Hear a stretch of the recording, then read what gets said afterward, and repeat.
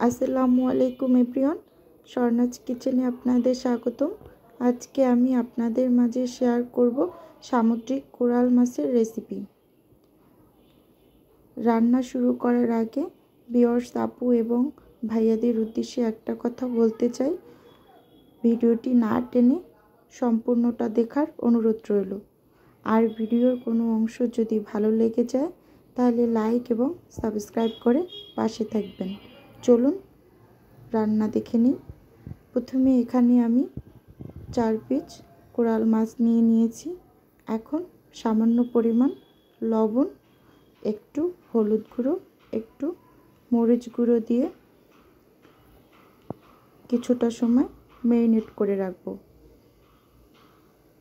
এখানে আমি একটা টমেটো নিয়েছি, কিছুটা পরিমাণ ধনেপাতা কুচি আর পরিমাণ মতো কিছুটা পেঁয়াজ কেটে নিয়েছি। এখন চুলায় একটা ফ্রাই প্যান বসিয়ে দিলাম। প্যান গরম হওয়ার পর পরিমাণ মতো তেল দিয়ে দেব। তেল দিয়ে একটু স্প্যাচুলা দিয়ে ছড়িয়ে দিই। এখন আগে থেকে ম্যারিনেট করা মাছগুলো এক এক করে দিয়ে দেব। মাছগুলো দিয়ে সুন্দর করে একটু এপিট ওপিট করে হালকা করে ভেজে নেব। আমার কাছে কোরাল মাছটা হালকা ভেজে রান্না করলে বেশি টেস্ট লাগে। আপনারা চাইলে ডিপ করেও ভেজে নিতে পারেন। এখন তুলে নেব। তুলে নেওয়া হয়ে গেলে ওই একই প্যানের ভিতর কিছুটা পরিমাণ তেল দিয়ে দেব। তেল দিয়ে আগে থেকে কুচি করে রাখা পেঁয়াজ, কাঁচামরিচ কুচি দিয়ে তেলের সঙ্গে একটু ভালো করে নেড়ে চেড়ে ভেজে নেব। এর মাঝে আমি স্বাদ মতো লবণ দিয়ে দেব।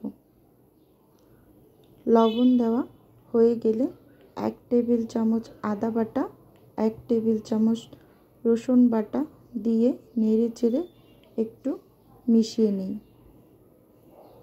এখন একটু পানি দিয়ে দেব যাতে মশলাটা না পুড়ে যায়।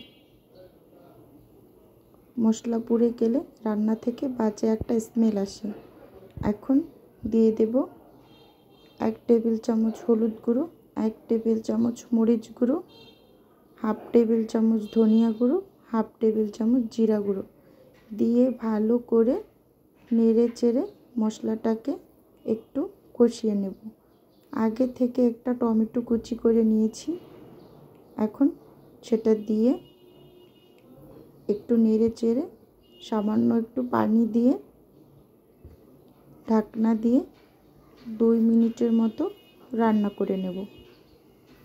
2 মিনিট পর ঢাকনা খুলে একটু নেড়ে চেড়ে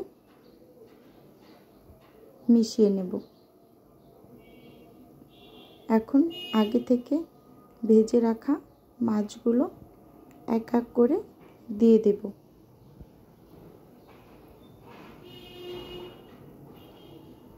মাছগুলো দিয়ে দেওয়া হয়ে গেলে রান্নার জন্য পরিমাণ মতো পানি দিয়ে দেব। এখন এই পানির ভিতর একটু মাছগুলোকে উল্টে দেব। এখানে আস্তে করে উল্টে দিতে হবে, না হয় মাছগুলো ভেঙে যাবে। আর কোরাল মাছ অনেকটা নরম ক্যাটাগরির হয়।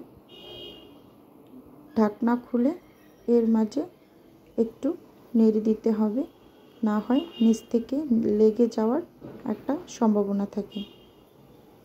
বেশ কিছুক্ষণ রান্না করার পরে পানিটা শুকিয়ে গেছে। এখন কিছুটা পরিমাণ ধনেপাতা কুচি দিয়ে 2 মিনিট রান্না করে নিব।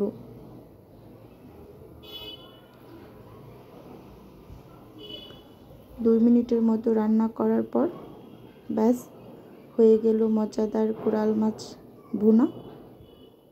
এখন আমি আপনাদের একটা বাটিতে ঢেলে দেখাচ্ছি।